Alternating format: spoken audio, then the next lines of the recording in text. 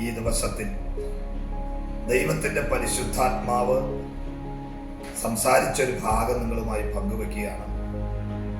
നിങ്ങൾക്കറിയാം, മർക്കോസിന്റെ സുവിശേഷം 11-ാം അധ്യായത്തിൽ അതിൻ്റെ 4-ാമത്തെ വാക്യത്തിൽ ഒരു കഴുതക്കുട്ടിയെ യെരുശലേമിന്റെ തെരുവിൽ കൊണ്ടുപോയി കെട്ടിയിട്ടിരിക്കുന്നതാണ്. ഈ കഴുത ജനിക്കുന്നതിന് 500 കൊല്ലങ്ങൾക്ക് മുമ്പ് സെക്കരിയാവ് എന്ന് പറയുന്ന പ്രവാചകൻ 9-ാം അധ്യായത്തിന്റെ 9-ാം വാക്യത്തിൽ രാജാവ് യെരുശലേമിലേക്ക് വരുന്ന ഭാഗം അവിടെ കൊടുത്തിരിക്കുക. 3 പ്രധാനപ്പെട്ട കാര്യങ്ങളാണ്. ഈ കഴുതയെ ഒരിക്കലും ആരും കെട്ടാറില്ല.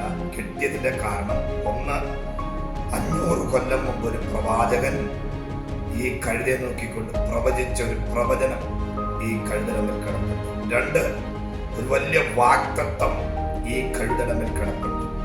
3, ആ കഴുതയുടെ പുറത്ത് കയറാനുള്ളത് യേശുവിനെ ഒറ്റിക്കൊടുത്ത യൂദാസ് അല്ല, മറിച്ച് മശിഹ അല്ലെങ്കിൽ യഹൂദന്റെ രാജാവായി യേശു കഴുതപ്പുറത്ത് കയറി വരുന്നു എന്നുള്ള ആ പ്രവചന സന്ദേശം.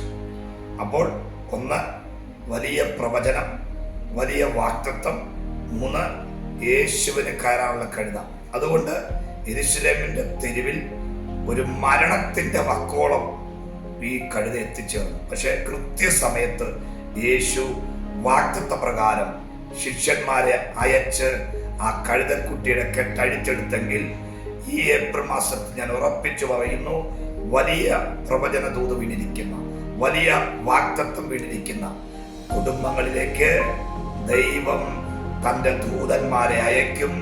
നിന്റെ കുടുംബത്തിൽ ദൈവപ്രവർത്തിക്ക് വേണ്ടി കണ്ട നിന്റെ തലമുറകളെ ദൈവം പുറത്തെടുക്കും. അസാധാരണമായ വിടുതൽ ഇന്നു മുതൽ നിങ്ങളുടെ ലൈഫിൽ സംഭവിക്കും. God bless you.